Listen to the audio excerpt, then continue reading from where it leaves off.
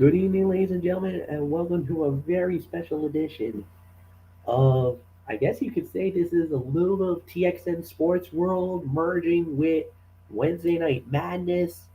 We got a lot to talk about, and we don't really have that much time to do it. So let's do it, guys. I'm going to limit Michael Fletcher alongside Anthony Florio and Michael Bullock. And all right, gentlemen, how do we want to do this? Do we want to do the wrestling first and then the hockey later, or do you want to do the hockey first and get into the wrestling later? Um, I kind of feel like this could go either way. It doesn't really matter. I say we do the wrestling first, and then save the hockey for after. Okay. All right. I'm definitely down with that. I could do that. So, since we're going to start, we'll start with the wrestling portion of the show. And we're going to start it off with NXT 2.0. NXT Spring Breaking that went down last night on the USA Network, as always. And so here is the show itself. So we started it off with Spring Breaking, and here we go. Sorry, it's taking a little bit of a minute to load. All right. So we started off with the triple threat for the NXT North American Championship. Cameron Grimes, Carmelo Hayes, Solo Sikoa. When it was all said and done, the winner of the bout in 14 minutes and 6 seconds, and still the NXT North American Champion was Cameron Grimes. Excellent match. Now, this is what we were hoping for last week on NXT, but we had a complete and utter bleh of a show. They redeemed themselves wholeheartedly with the start of the show. Fun, fast paced, really good action. 3.5 stars. I mean, there's really nothing more to say about it. Everybody looked amazing. And more importantly, Anthony, as I turn it over to you, like I would always like to say, the champion remains the champion. Champion remains the champion in what was a phenomenal match to start things off. And wow, this was easily one of the best matches from the NXT roster all year. The action was fast-moving and intense. Solo Sikoa continues to showcase how good he is by thriving under brighter spotlights. He may have been the best man in this match, despite facing two of NXT's finest. Cameron Grimes will absolutely solidify himself as a top guy if his matches continue to be this good. Much like Carmelo Hayes before him, he is helping build up the NXT North American Championship as the workhorse title, easily outshining the NXT Championship lately. The next step is likely Grimes versus Melo one-on-one since Grimes pinned Sikoa. After that, there are so many more great challengers for the champion. Sikoa superkicked Grimes right into a code red from the A champion. Sikoa powerbombed Grimes off the ropes as the champion superplexed Melo, and Melo reversed the cave-in into a double knee facebuster. He went for the diving leg drop right into a superkick from Sikoa, who then connected on a diving splash for a near fall on Grimes. So, great stuff here. I'm gonna be a little more generous on this. I'm gonna give this 3 3/4 to 4 stars. Easily one of the fights of the night. You could easily make an argument for fight of the night if you wanted to. So, not much more to say. Michael Bullock, that North American Championship division. Oh, last night, after what we saw last night, business is damn sure picking up in that division. Oh yeah, it's definitely picked up in the division. I mean, now this is how you start off NXT, especially this special right here. I mean, this match far and away was better than the entire show that we had last week. So, I mean, this was awesome. I'll give this about 3.5, 3.5 to 3 3/4. I mean, this is how you start off a show with a great match like this. So, the champion remains the champion. Yeah, I can definitely see Grimes and Carmelo Hayes going at it one-on-one for the title. And then what happens after that, that remains to be seen. So nothing more to say. Flex, it's yours. Yeah, then the next thing that we had was Nathan Frazier going one-on-one with Grayson Waller, and Nathan Frazier wins the match in 12 minutes and 45 seconds. Anthony, we really didn't think much about this match. Oh my God, did they deliver and then some? To the point where I'm calling it sleeper fight of the night. I'm giving this 3.5 stars. This was a huge debut for Frazier. He got to show off his in-ring skills and pick up a surprise win. The action in the ring showed why NXT 2.0 was willing to go big on the NXT UK star from the start, even though he rarely picked up major wins on the other brand. He pushed Waller to his best match to date, even outshining the loudmouths running with AJ Styles. It was an exciting and action-packed showcase that hopefully is a sign that Frazier's future is bright. Where do I start with the highlights of this match? I mean, Waller ran to the stage when Frazier tried to dive on him, grabbing a folding chair nearby. He would later rip up a beach ball and throw it at Chase U, continuing to use his environment. And Frazier countered the rolling cutter into a super kick, then a second low super kick for a near fall. Tremendous action here. Sleeper fight of the night, 3.5 stars. Pleasant surprise. Michael Bullock, you got a blue chipper on here. This is what your brand's known for, blue chippers. And Nathan Frazier, in my opinion, is a blue chipper. Yeah, like you said, I mean, this is definitely a guy definitely worth keeping an eye on this NXT 2.0 roster. So, yeah, so 3.5 stars for me. This was the sleeper fight of the night. And like you said, going into this, I did not have that much hope for this match, but it definitely surprised me. And yeah, Frazier definitely, the future looks bright for him. So nothing more to say. Fletch, it's yours.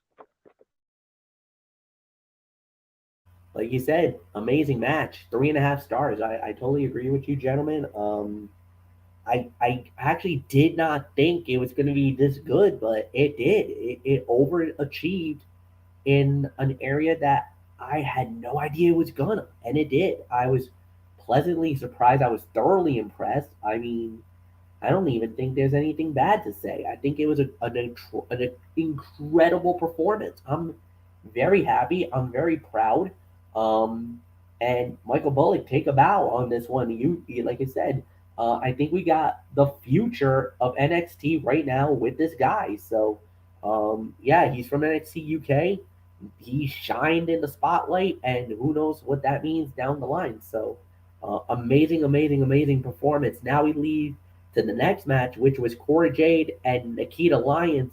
They were going up against Lash Legend and Natalia, and Cora Jade and Nikita wins the match in 13 minutes and 28 seconds. Michael Bullock, now the women deliver on an incredible match.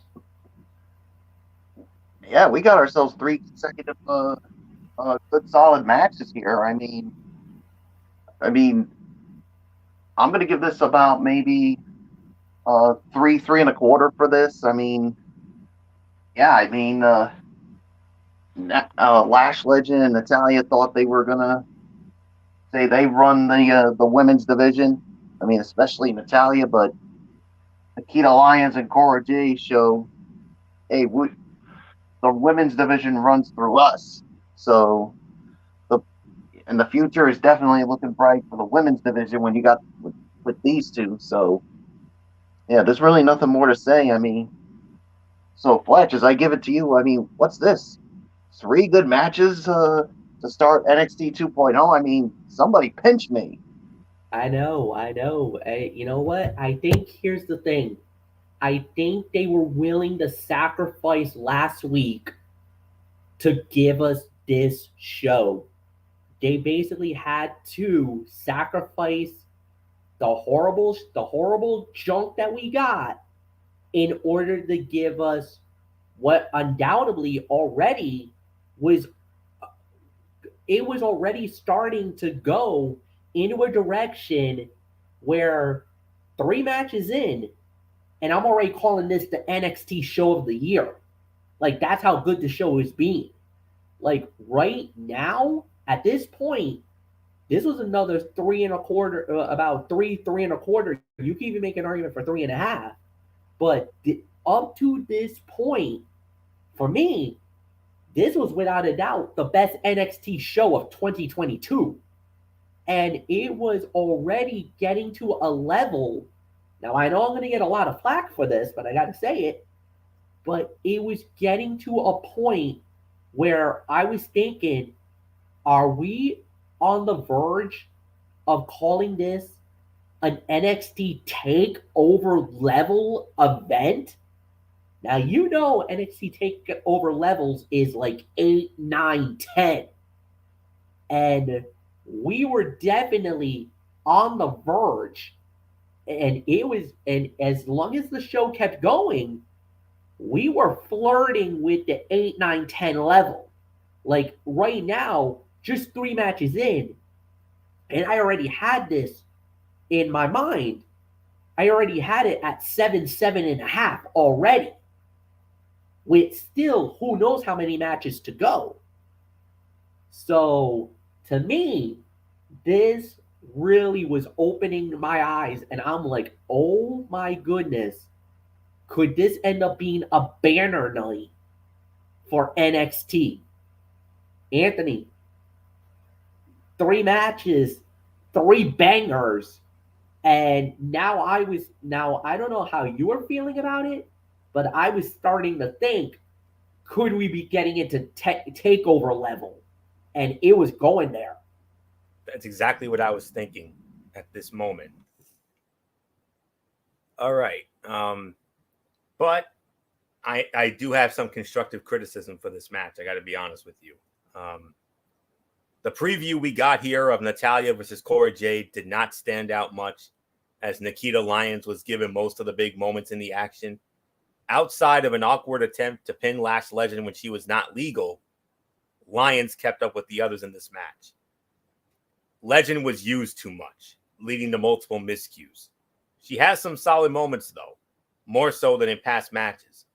When she is on, she has chemistry with Lyons, and Natalya had her work cut out for her, guiding the rookie. And Lyons clotheslined Legend over the top rope to the floor, and Natalya accidentally kicked Legend in the face as she tried to break up a pinfall attempt. And that was definitely the turning point of the match. But I'll give it to you guys 3 to 3.25 outside of the constructive criticism. So that's all I can say on that. 3, 3.25. So let's continue on. Next up we had was the Creed Brothers versus the Viking Raiders. Creed Brothers wins the match in 12 minutes and 58 seconds. Be a man fight. That's all this was. Straight up be a man fight. This was amazing. This is another 3 to 3.25 star match. And again, hard hitting, bruising, in your face. This was actually really good. So again, I got no arguments here. Anthony, it's yours. 3 to 3.25 on this as well. I do have a little more constructive criticism here. The inexperience of the Creed brothers was on display in moments of this match. The pacing and timing of this bout was off kilter throughout. It seemed like Brutus and Julius were missing their cues, leading to awkward slowdowns. However, that did not stop the match from being fun. But it did prove Julius and Brutus are still not quite ready for the big shows yet. It felt off in the end for them to defeat the Viking Raiders, even given the cheap finish and such a messy match. The Viking Raiders hit Julius with the Viking experience for an early near fall. Eric sent Brutus to the floor, then tagged in Ivar to splash him on the floor. Ivar powerbombed Eric onto Brutus, followed by Ivar diving onto Brutus for the near fall. And Julius hit Ivar with a superplex, but then ran into a roundhouse kick. Be a man fight, no question about that. 3 to 3.25 once again, despite some more constructive criticism, but it was still a be a man fight, no doubt about that. So with that being said, Michael Bullock, another banger. Yeah, 4 in a row. I mean, another banger here. I mean, 3 3.25. I mean, yeah, like you said, I mean, this was a be a man fight here. I mean, yeah, I mean, the Creed brothers are not quite ready yet, but they showed that they could hang around with the Viking Raiders. So 3.25. So there's nothing more to say except let's move on, Fletch. It leads us to the main event of the evening, the NXT title on the line. The champion Braun Breaker versus the challenger Joe Gacy. Braun Breaker wins the match in 11 minutes and 3 seconds, successfully defending the NXT Championship. Anthony, right on cue, you lead off. 2.5 to 3 stars. To be honest with you, I would have to say by default this was the worst fight of the night because it was an oddly paced main event. Gacy dominated throughout, never gave Breaker a chance to make a real comeback. However, after everything, the NXT champion beat him with a single spear. First time he has used that move as a finisher. Combine this with the awkward post-match, it seemed like NXT 2.0 ran out of time. There's likely to be more fallout from this match next week, but the presentation just did not work. Gacy and Breaker have some chemistry, but need a better roadmap for their next bout. And Breaker came out in the same singlet his father Rick Steiner wore on the very first Monday Night Raw. And Gacy hit Breaker with an Alabama slam and a powerbomb for a near fall.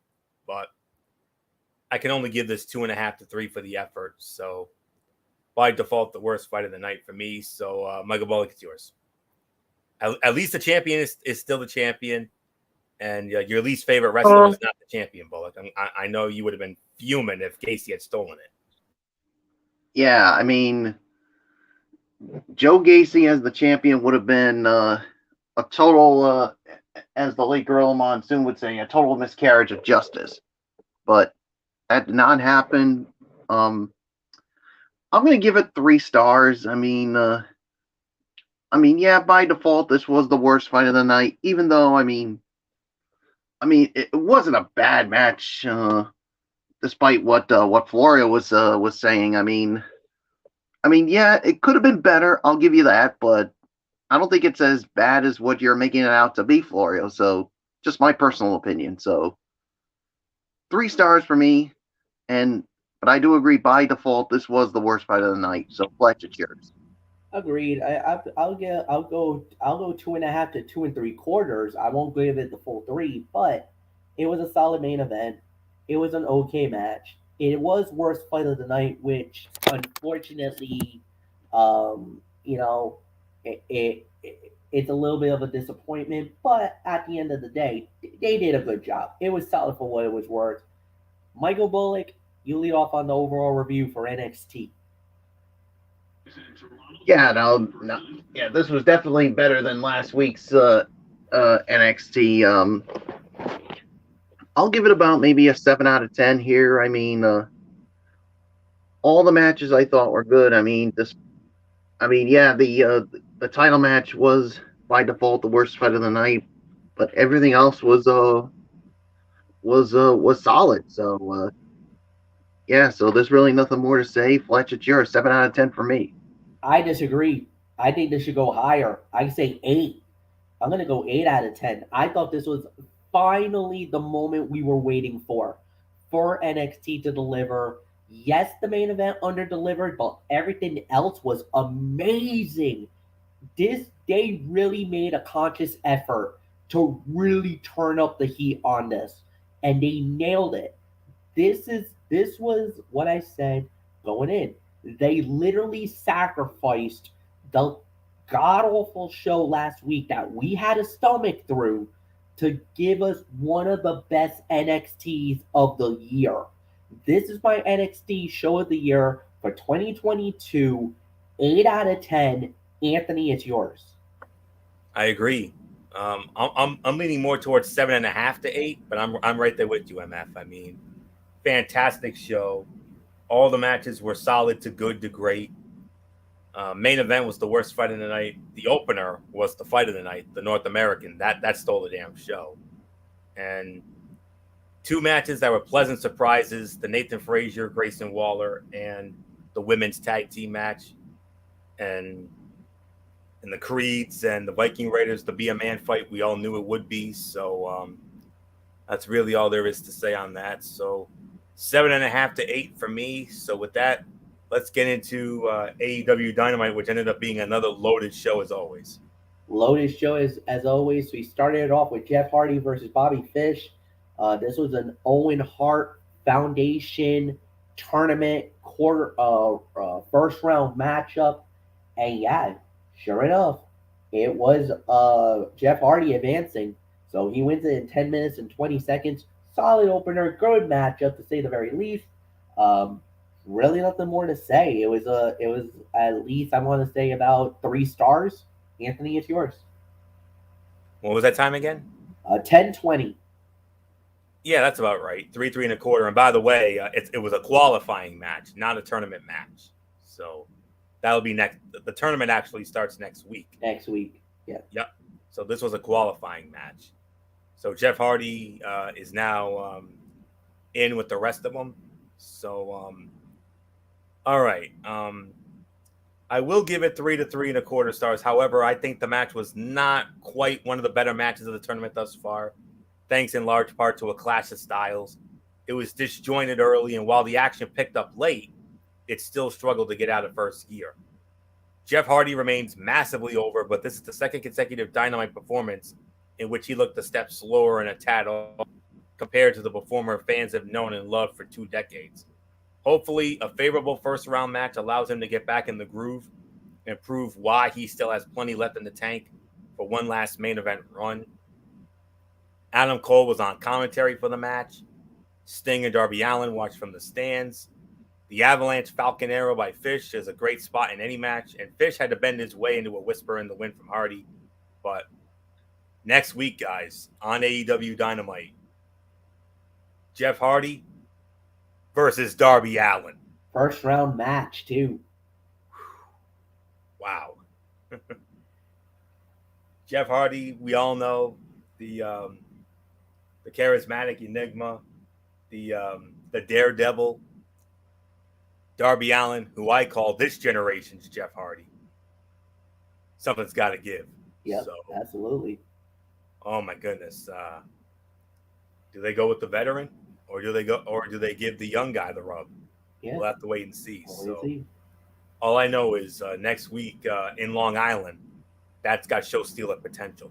So with that, this was at least 3, maybe 3.25. So, like a bullet, Jeff Hardy now in the tournament, and he will kick off the Owen Hart tournament next week in Long Island against Darby Allin. Whoa. Yeah, that's gonna be a fun first round matchup. I'll give it 3 stars here. I mean, it was a solid match. I mean, there were times. I mean, it did struggle, but I thought they did fine for what it was worth. So, and now because of this, the Owen Hart tournament bracket was revealed, and Jeff Hardy and Darby Allin will kick it off next week. And all I can say is I cannot wait for this tournament to begin, especially in memory of the late great Owen Hart. And of course, everybody's going to be wondering is, when is Martha Hart going to show up? Probably not until the finals of the tournament. I think that's when you're going to see her. So I can't wait for this. Yeah, I can't wait. You're right. You're right, Bullock. Martha Hart will be on hand to present the winner of both the men's and women's tournaments, and I believe both finals will be at Double or Nothing. Double or Nothing in Vegas, yeah, at the T-Mobile Arena. Yeah, and I'll tell you that it's going to be emotional just seeing her out there. I mean, I don't know. I think this is her appearing publicly in any wrestling event for the first time ever. Yeah. Ever. Wait a minute. What wasn't she in the ring for that Canadian Stampede for the celebration with the family? She might have been. I know Oj and Athena were. I know that. Because you remember, if that's not the case, then this would be the first time she's ever been on TV. Yeah. So. Well, she actually has been on camera before, even maybe in a non-speaking role. But Survivor Series 1993, the Family Feud match. Yep.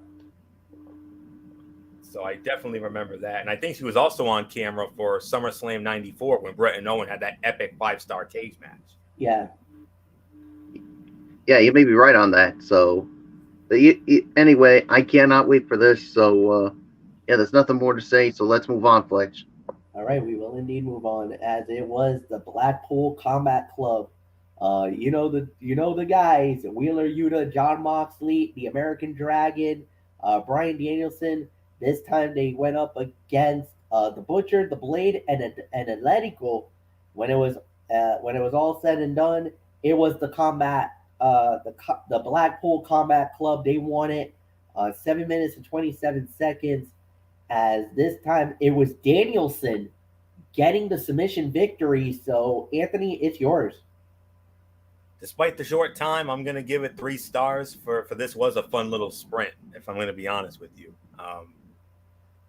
The heels controlled the action into the picture-in-picture commercial, but as they have so many times, the BCC upped the violence and beat the opposition down, ending with Danielson scoring the submission win. This highlighted Moxley, Danielson, and Yuta well while giving them their strongest win to date.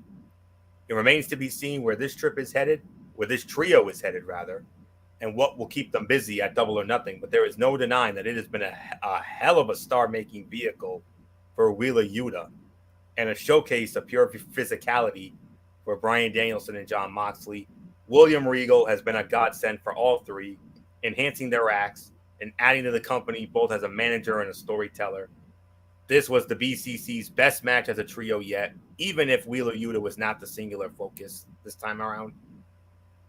Regal repeatedly referring to Excalibur as Man in the Mask is a great bit each and every time he sits in on commentary.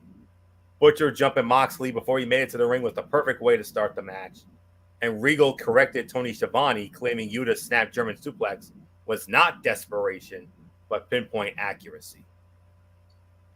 I'm going to give this 3 to 3.25 stars for the fact that it was a very fun little sprint. Throw in a little bit of a be a man substance into that, so which you're guaranteed every time the BCC gets together. Anytime the BCC's in a match, you know it's going to be a be a man fight and a fun little sprint all in one. So, man, they just get more and more fun to watch each and every week. So, I don't know what else there is for me to say. At least 3, maybe 3.25. For this was a very fun little sprint with a little be a man thrown in. So, Michael Bullock, I dare you to find any stable in AEW that's better than the Blackpool Combat Club right now. There isn't one. I'm not even gonna even try. I mean, I'm gonna give this 3 stars as my rating. I mean, it was a fun little sprint here, and yeah, I mean the Blackpool Combat Club they continue to roll, and I mean, all I can say is, I mean, I dare you to find any threesome that can stand up to these 3. I mean, when you got what Bryan Danielson, John Moxley, and Wheeler Yuta, what they can bring to the table, I dare any trio to try to match up to these two. I mean, well, maybe there's only one that I think that could stand up to the challenge. And I think, I don't know if you guys will agree with me on it, but how about the House of Black? Can you imagine those 3? I think House of Black's got their own problems right now. No. I'm not saying right now. I'm talking about somewhere down the line. If you're talking somewhere down the line, absolutely, I will give you that. You're absolutely right, Michael Bullock.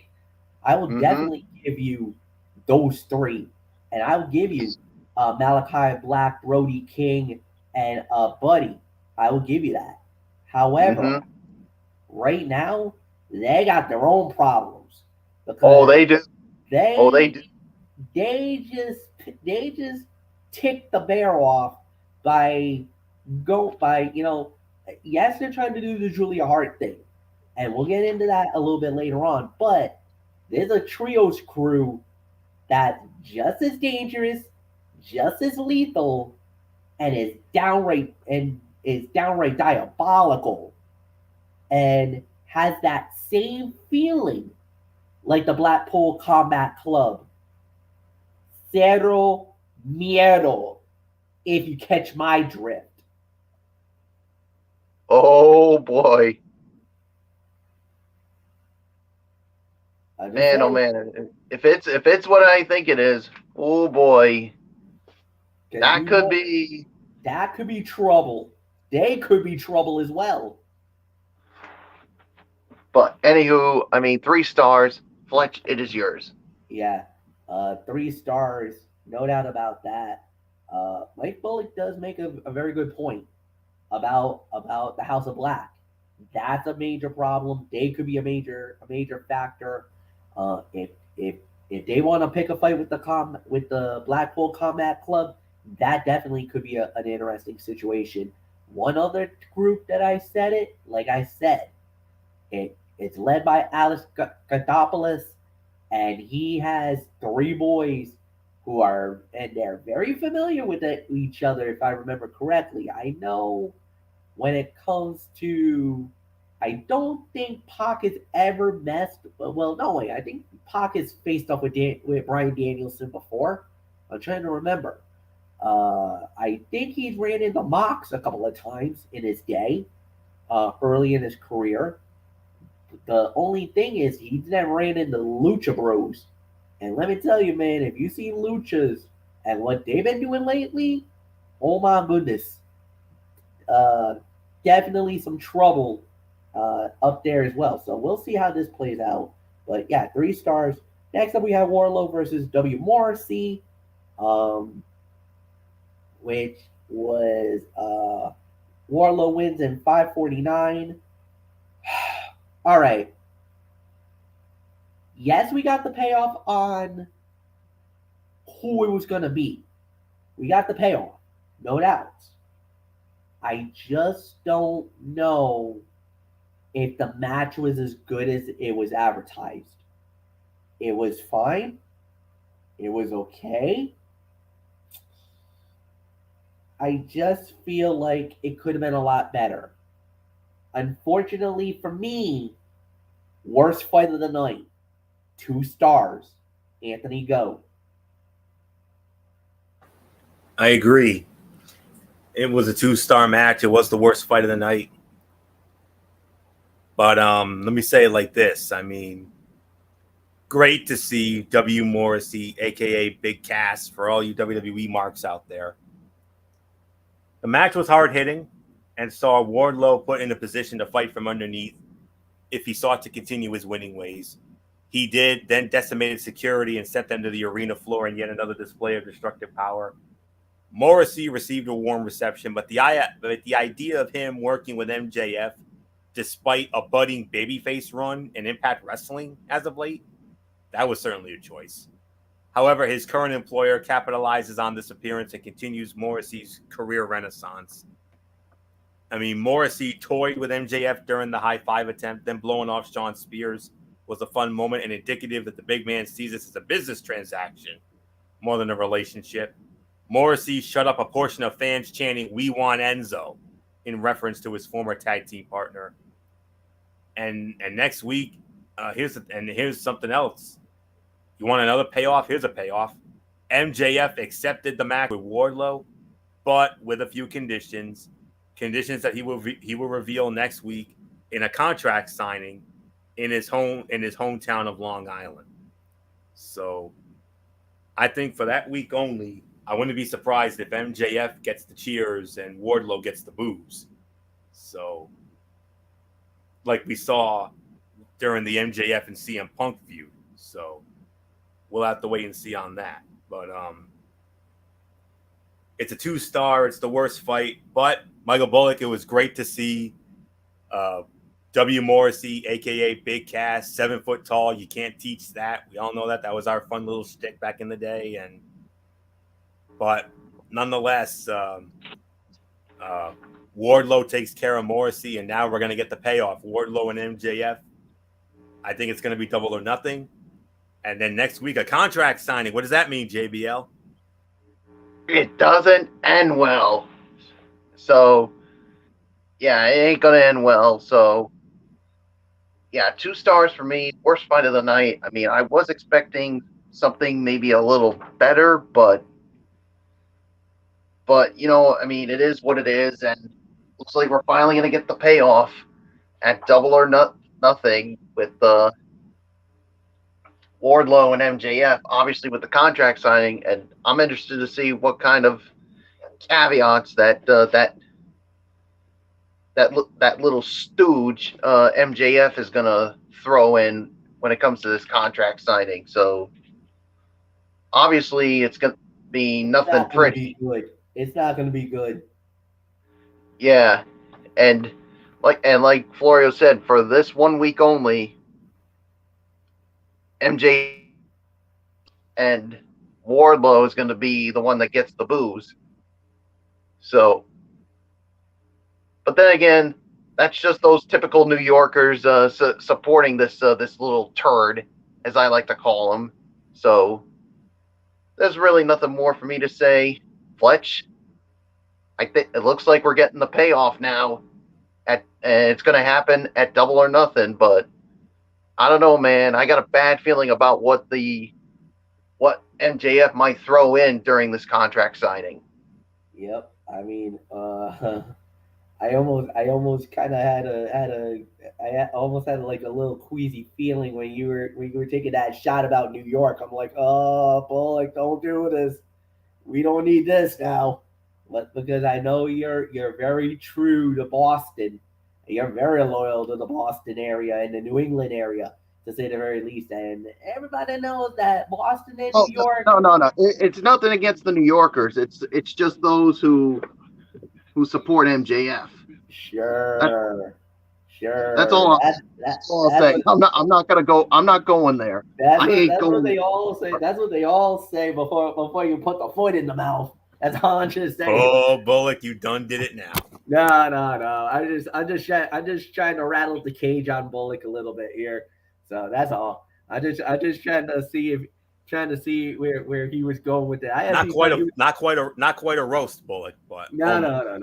no. Oh, That, I that know it ain't no roast, but like I said, I have nothing against New Yorkers. It's just those Yeah, no. who This, this, support this, MJF. this those. Trust me. Whenever and the thing is that, and I'm just gonna openly admit this, any wrestler who's from the New York area, it's gonna get the praise. That's all. Like if you go to Chicago, CM Punk is gonna get the hometown rub. When Rock used to perform in Miami, he got the hometown rub. It doesn't really matter when Kurt Angle in Pittsburgh. Angle in Pittsburgh, absolutely, or even Dr. Britt Baker in when she's in Pittsburgh for AEW, she gets the hometown rub. So no, we get it. I was just trying to trying to rattle the cage a little bit. See, try to see how far I could poke the bear, as they say. Because it looks like there's been a lot of people poking at that Bruins bear. We'll get to the Bruins beat in a little bit, not yet. So, because there's been a lot of poking and prodding that's been happening with them. But let's move on. Chris Jericho versus Santana. Chris Jericho wins 9 minutes and 18 seconds. I believe, Florio, you lead off on this. So Jericho with the big win over Santana. Indeed, and it was a match that took a bit to get going, but once it did, developed into a nice little bout between a grizzled vet and a wrestler in Santana that has not had a ton of opportunities to showcase his abilities in singles action thus far in AEW. The Jericho Appreciation Society beatdown after the match was predictable, but with Eddie Kingston still selling the effects of the fireball, made sense. A vengeful Santana launched himself through the ropes and onto the Jericho Appreciation Society to start the match, denying the fans the Judas. You know how the fans love to sing the Judas song, obviously, which has been a running gag of AEW's for over 2 years. Santana's tribute to Eddie Guerrero popped the crowd. And Parker, standing at ringside with the baseball bat in position to strike, even when the action was away from him, was unintentionally hilarious. So I'll give it 2.5 to 3 for the effort. Like I said, it took a bit to get going, but once it did, it developed into a nice little bout. So I'll give it 2.5 to 3. You know there's going to be some kind of crazy match coming when Eddie Kingston is ready to come back, and they can find 2 other guys to go against the Jericho Appreciation Society. I wouldn't be surprised if they do that at Double or Nothing. So, I mean, they really can't do a stadium stampede since they're not in Jacksonville. So we'll have to figure something out with that. But for right now, you don't necessarily have to do a stadium stampede in Jacksonville. I mean, there are a lot of venues that could hold a stadium stampede. Allegiant, yeah, because it's in Vegas, or you can do Sam Boyd Stadium, which is also in Vegas, which is the home of the UNLV Running Rebels when they do their college football. So I mean, you could do it there. Sure. Or maybe you can, if you want, use the fountains at the Bellagio. Use the fountains in the Bellagio. Oh, good Lord. Like we saw with the NHL during the All-Star festivities. Yeah, and those fountains were definitely used during the NFL draft. You remember those incredible shots that the NFL Network got. I don't even know how they were able to get those amazing visuals with Rich Eisen and the boys while those fountains were blasting while they were talking about the picks. And our NFL draft, annual NFL draft recap special tomorrow night. Yep. And then time permitting, of course, the Game 2 edition of the Ranger Roundup. Hopefully, it'll be a better one. So, but anyways, 2.5 to 3 for this. So Michael Bullock, I mean, the war with Jericho Appreciation Society and Kingston Santana Ortiz far from over. You got to believe it's going to lead to some sort of crazy multi-man bout at Double or Nothing. Oh, yeah, it's definitely going to lead to some kind of multi-person bout, but because this rivalry is far from over, and so yeah, 2.5 to 3 for this. I mean, it did start off slow, but it did pick up eventually. So yeah, like I just said, this war between these groups is far from over. So nothing more to say, Fletch. It's yours. Yeah, no doubt about it. 2.5 to 3, war far from over, and we now move on to Ray Phoenix versus Dante Martin. Ray Phoenix wins the match in 9:39. This punches his ticket to the Owen Hart Foundation tournament, and he was actually, if I remember, there's one man left, and like you said, the Joker. So we don't know yet, but Ray Phoenix does punch his ticket in. So Michael Bullock, I give it to you. Yeah, I mean, this was definitely a fun match with these two, especially with their abilities. And yeah, this is Ray Phoenix's first official match back from injury. So I'll give this about 3.25 stars for this. I mean, a high flying action with these two. I mean, what else would you expect from this? So yeah, I mean, I enjoyed it. So yeah, I mean, there's really nothing more to say, Fletch. I mean, it is yours. Yeah, good match. I'll say that 3 stars. Nothing more to say. Anthony, yours. I'm giving it 3.5 to 3 3/4, and I'm going to call this the fight of the night. An uber athletic match that saw neither man gain a sustained offense, but both pull out the jaw-dropping moves in high spots that have come to define them. It ended with Ray Phoenix catching Martin mid-flight and flattening him for a pinfall win. Expectations for the bout were high, given the strength of their in-ring exploits over the course of their AEW careers, and this did not disappoint. An extraordinary display of 2 wrestlers who have risen to the heights that they have by ignoring any and all limits of conventional wrestling. Phoenix winning was probably the right call, but Martin easily could have advanced to equally as strong fanfare. And the double moonsault ending with both men landing on their feet was a fantastic spot. And I don't know when the match will take place, but first round match in the Owen Hart tournament. How does this sound, guys? Ray Phoenix versus Kyle O'Reilly. How's that sound to you? I like that. That's a good match. Solid match. Darn tootin'. Yeah. So that's got show. I mean, all these matches have show stealer potential. I mean, you got Phoenix against O'Reilly. You already got Jeff Hardy against Darby Allin. We're gonna see Adam Cole versus Dax Harwood.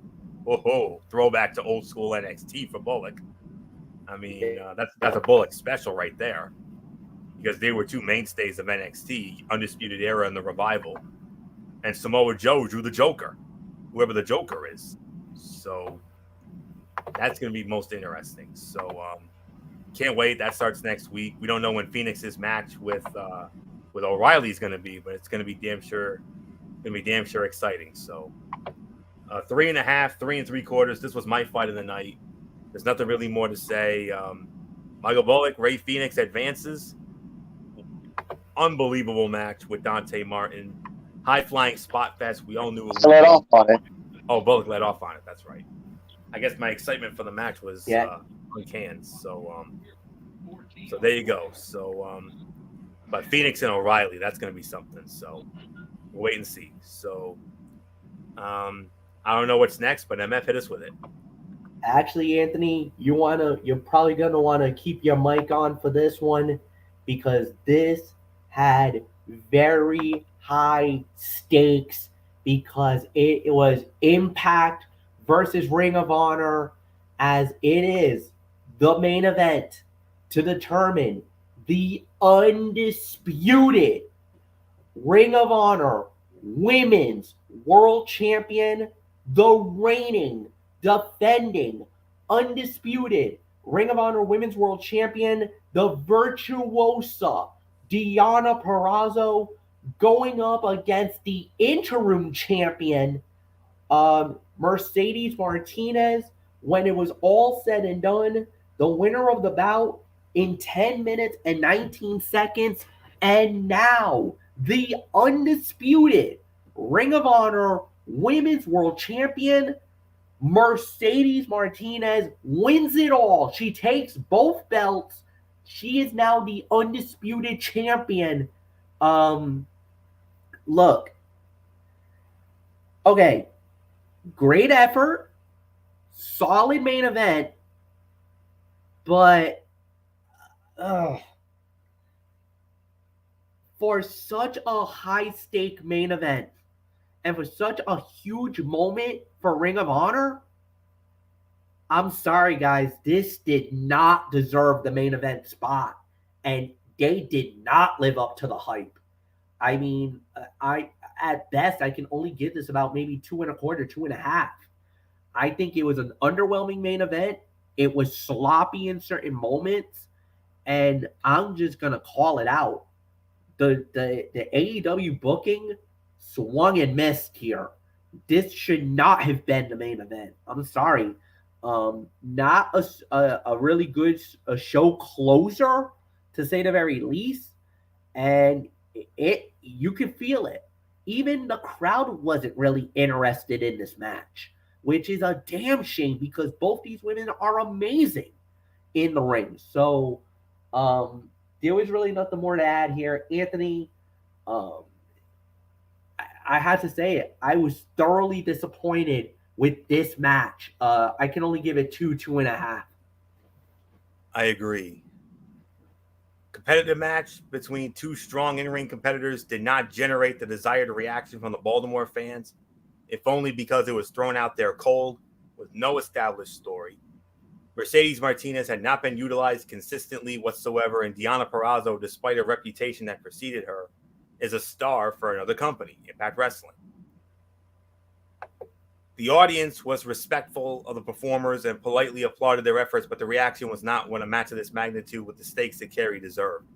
Still, from an in-ring perspective, it was a really strong match between two superb competitors. Deonna Purrazzo, to me, is the best women's wrestler in the world. And Mercedes Martinez laid the foundation for so many of today's competitors through her work on the indies and with Shimmer. They delivered a quality bout, but not one that was the defining contest of either woman's career, as the stakes would suggest it should have been. And Purrazzo fending off the Dragon Sleeper attempt by biting Martinez's arm was a clever spot. Martinez fighting through it to tap out her opponent with the hold was equally as good. I'm going to be a little more generous with this, MF. I'm going to give it 2.5, teetering on 3, because I still thought it was a quality bout. But I do agree with you in the sense that it definitely did not live up to the lofty expectations that we both had for it. But and hey, but we do have to give praise here. I mean, I got to call this an upset. I got to be like Jesse Ventura, and I got to call this a bit of an upset here. I really did not think Mercedes Martinez was going to take Deonna Purrazzo. But lo and behold, look what happened. I could easily call this the biggest win of Mercedes Martinez's career. No doubt about that. And now, for the first time in a very long time, the Virtuosa does not have a title. She's beltless. But you never know. That could change Saturday night on that Impact Plus Under Siege special when she invokes her rematch clause and challenges Taya Valkyrie for the Reina de Reinas title. So there will be a rematch for that. So if the Virtuosa wins that, then she'll get a title back. But I don't know. I think, considering how long she's been running around with titles, I think now they're humbling her now. So she's probably going to be going beltless for a while, which is a bit of a surprise. But all good things must come to an end. So that's really all there is to say here. So for me, this was 2.5 to 3 for the effort. But like MF said, disappointing. And correct me if I'm wrong, MF, but wasn't Baltimore, Maryland the birthplace of Ring of Honor? Yeah, it was. And that makes this even more surprising. I get why they wanted the main event with this, because it is Baltimore, because it is the birthplace of Ring of Honor. But it would have been better off somewhere earlier in the show. You could have had any of the other matches in the main event, but obviously championship match, they obviously wanted to showcase it. And Tony Khan's acquisition of it is now a done, closed deal. So that came out earlier today. So there you go. So, but one more quick thing before I give it to Bullock, and that is, I wonder what WWE and NXT are thinking right now, considering these were these two women were both part of NXT, and in my opinion, both of them were severely and criminally underutilized. And look where they are now. Deonna's obviously the star of the Impact Knockouts division, and Mercedes Martinez is now about to take the Ring of Honor women's title to new heights. So we'll see what happens there. But WWE and NXT, you had two great women's talents, and you blew it by getting rid of them both. And now Impact and Ring of Honor are going to make them the big star. Well, Impact already made Deonna their biggest star, and she's going to be, title or not. And now Mercedes Martinez, Ring of Honor is about to make her the star that she should have been in WWE when she was there. So not much more to say. 2.5 to 3. Michael Bullock, I mean, you know both of these girls very well because they were in NXT. They were both severely underutilized. But look where they are now. Big stars for other promotions. Ring of Honor for Mercedes, and of course the Virtuosa Deonna Purrazzo, the star of the Knockouts division in Impact Wrestling. And how'd you like seeing these two go at it tonight? They looked a lot better than they did in WWE, I'm sure. Well, I'm going to be quite honest with you. Yes, as good as they are, I was thoroughly disappointed with the match. I mean, I can only give it 2 stars. I'm sorry. I mean, like Fletch said, this did not deserve to be in the main event. I mean, it was sloppy. I mean, sometimes it was even hard to watch. I mean, and you heard that. I mean, you could even hear a pin drop in the around the arena, because that's just how quiet it was. Nobody was into this match. I mean, for a high stakes match like this, and no, this was sorry, Tony Khan, gotta call you out on this one. It was a swing and a miss for you. So, just being honest, sorry. 2 stars. Fletch, it's yours. All right. So with that said, we're just gonna go right into the overall review, which I believe it goes to Anthony Florio. So Anthony, how did AEW do? 7 to 7.5 for me. Still a good show, but the matches we had were solid to good.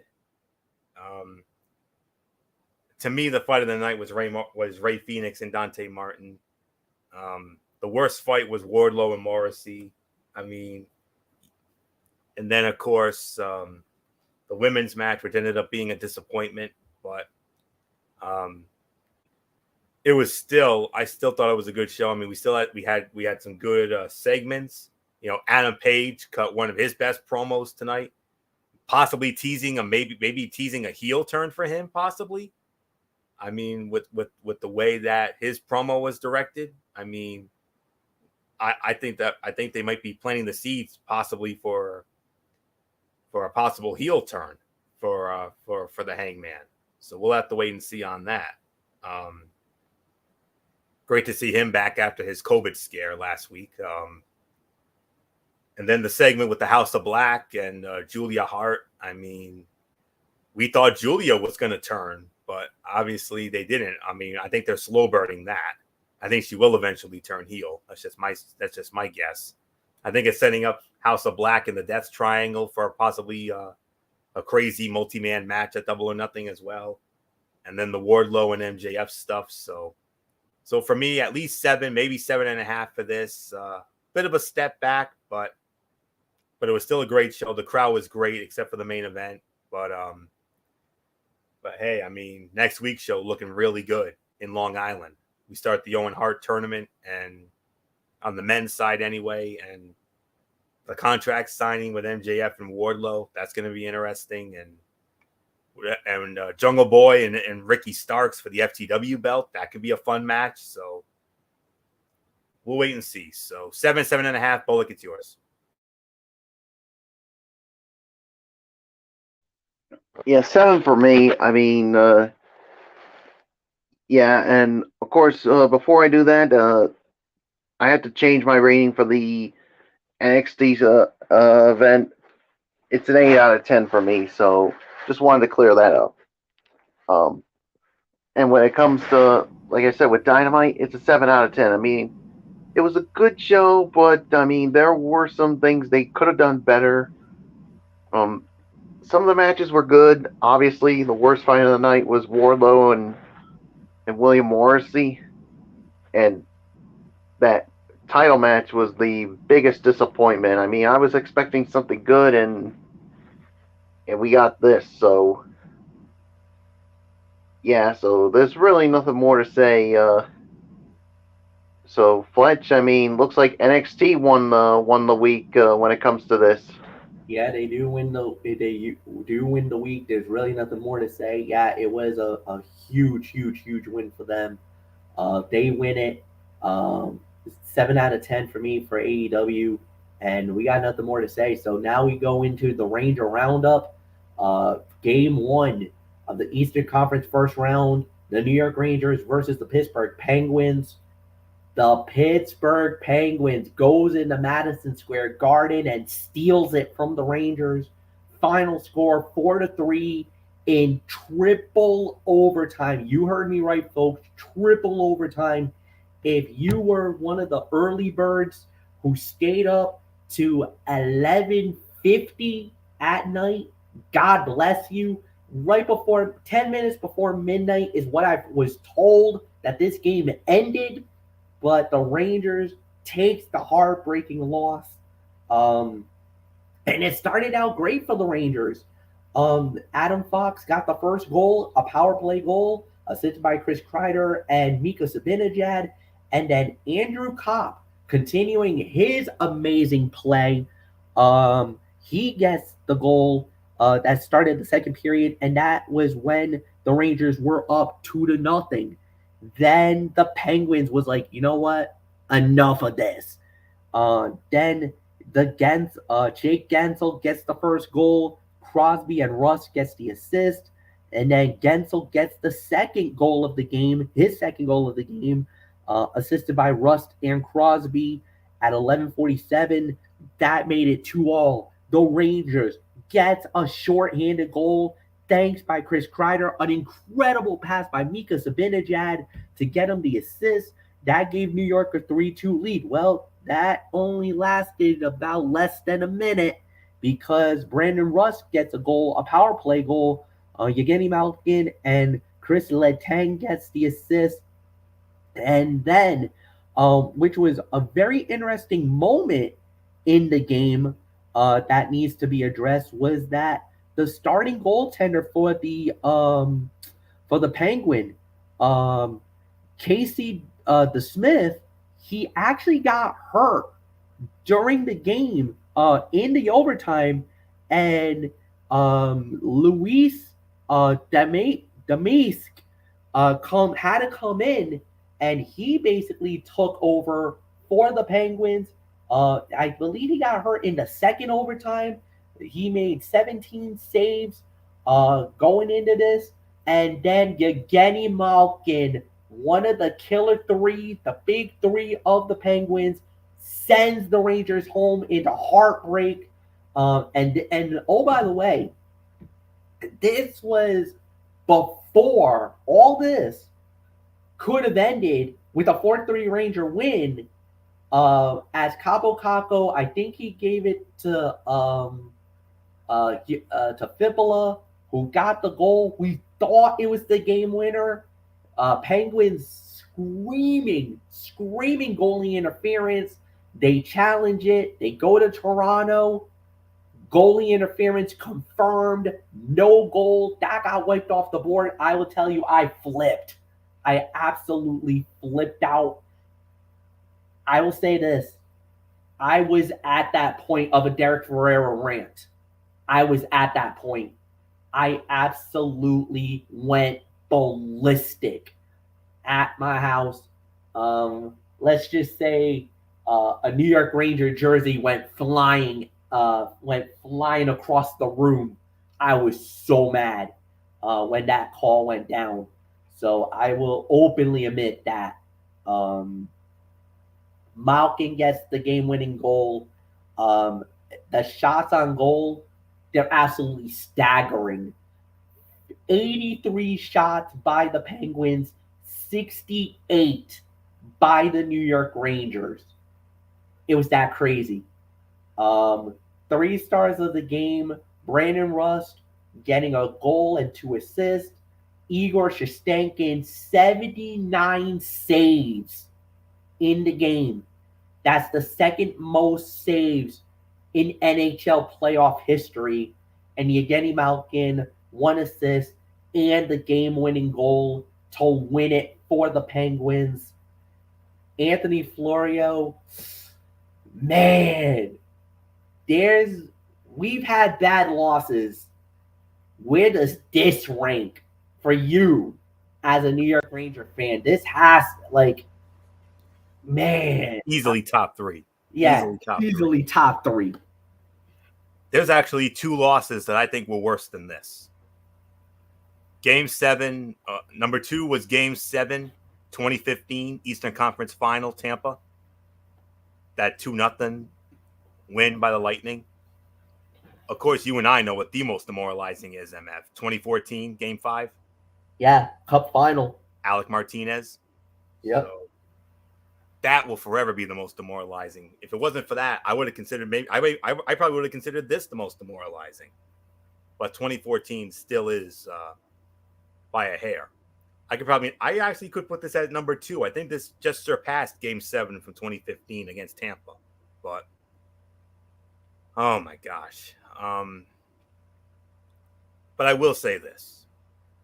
As a Ranger fan, MF, I was right there with you. I was ready to go into my Jesse the Body Ventura mode. I was going to say conspiracy, atrocity. I could have easily had said Sidney Crosby has Gary Bettman and the refs in his back pocket because, I mean, because we all know how much the NHL and especially Gary Bettman loves to slurp the Pittsburgh Penguins, especially Sidney Crosby. Let's not kid ourselves. Because they love them, because they're the poster children, they're the faces of the league, and that's why you and I hate them so much. Me especially. And that was the most, that call last night, I can honestly say was definitely the most BS call I've ever seen. Even worse than those bad calls that screwed us in 2014 against LA. I believe it was in Game 2 of that series. And you know what the funny... Yeah, and the funny thing was, I went to Kevin LaRoche today, and just to get his thoughts, and he'll tell me straight out. He would tell me straight out, either A, you have a valid point, or B, Mikey, you're wrong. That this was not as bad as you thought. And he said it straight out to me. He said, Mikey, you have a point. You have a case. You have every right to be mad because you guys got, and this is coming from a Boston Bruin fan, a diehard Boston Bruin fan. And he said point blank, the Rangers got screwed last night. Utterly and totally. That's utterly, totally, royally screwed. We should have won that game. You want to talk about how, like, I have such a newfound respect for Kevin LaRoche. Like, you don't even believe how I feel right now. I haven't met the guy, and I'm right there with you. Yeah. So hopefully, I definitely do want to meet the man someday. But you'll meet him. Yeah, but oh my gosh, where I don't even know where to start. I mean, obviously that call, I mean, which was beyond ridiculous, beyond BS, and I'll tell you what, MF. I mean, I looked at social media, especially on the Instagram, and I'll tell you what, there were a lot of angry Ranger fans on Instagram. Let me tell you, a lot of angry fans, and then there were those other hockey fans who were very critical of that, of course, but because that's how this world is nowadays. But anyways, getting into this, even in the losing effort, the star of the game, without a doubt, it was Igor Shesterkin. He stood on his head, literally. He did things Henrik Lundqvist didn't even do. Henrik Lundqvist never had a game like this. Mike Richter never had a game like this. 79 saves, second most in playoff history. Eunice Korpisalo, Game 1 of 2020, Tampa Bay and Columbus. That 5 overtime thriller, MF. Oh, we still have nightmares about that. Oh, yeah. Because that's when we had that unique setup, the bubble. Eunice Korpisalo had 85 saves in that game. And but of course, you know, as we always do it, when it comes to the Pittsburgh Penguins, KT Smith, 48 saves, 51 shots. Louis Domingue, 17 saves on 17 shots. They were the stars in that one. I mean, Gensel had a great game, 2 goals. He had 4 takeaways in that. Malkin, the winner, goal and an assist. Brian Rust, a goal and 2 assists. Crosby had a couple of assists. Kapanen had an assist there. And I also thought Kapanen was one of the stars of the game, had 4 hits on the night. Rust, 3 hits, had a couple of blocked shots. Had a couple takeaways. And Letang had a great game as well.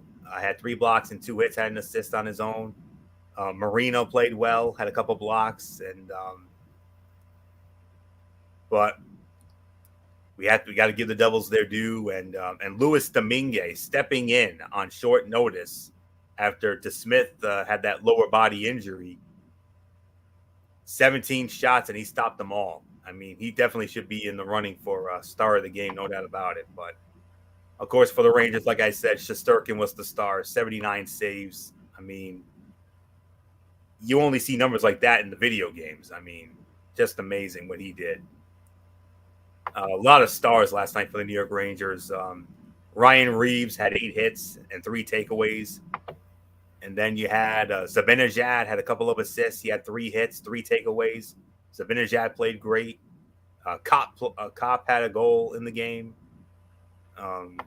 Panarin had a few takeaways. Kreider, our leading goal scorer this year, goal and an assist, 4 hits, had a couple of blocks.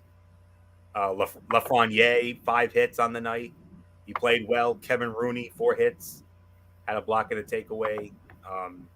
Our Norris Trophy, our defending Norris Trophy winner, Adam Fox, 6 blocks, had 4 hits, 3 takeaways, had a goal. He played very well. Keandre Miller, 3 blocks and 3 takeaways, had a hit.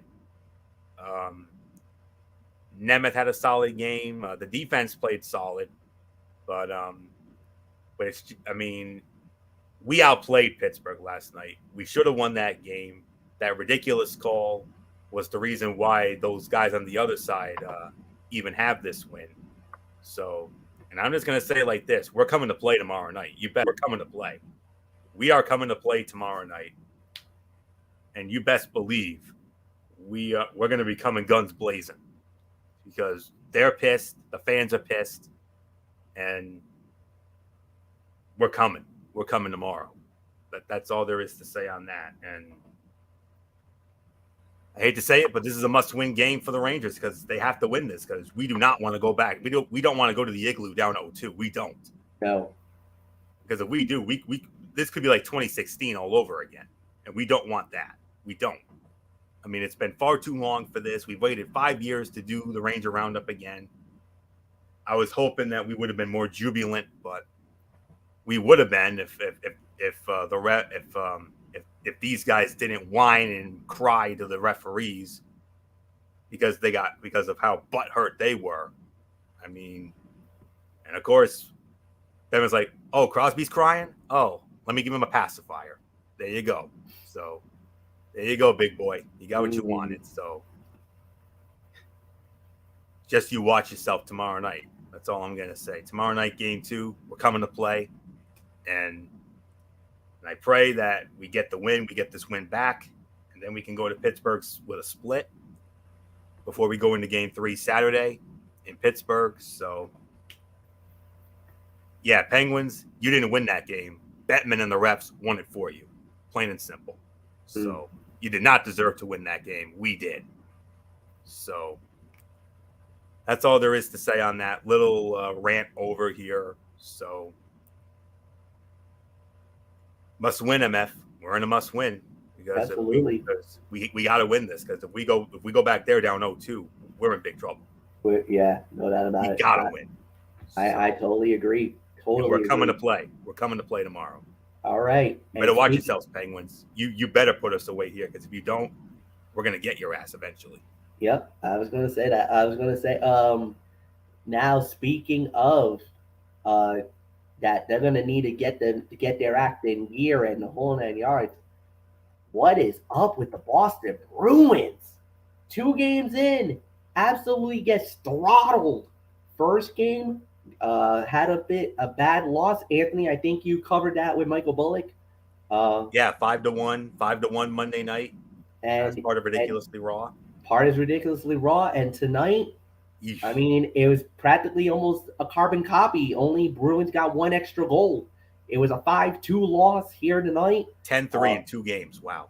Yeah, 10-3 in 2 games. It started with Jasper Fast. He got the first goal at 13:03.